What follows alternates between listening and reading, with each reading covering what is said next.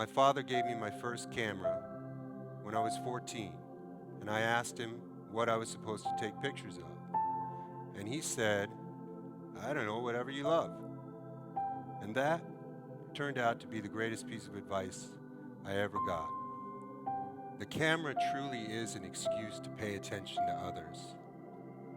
And the gift was in the paying attention, that we really just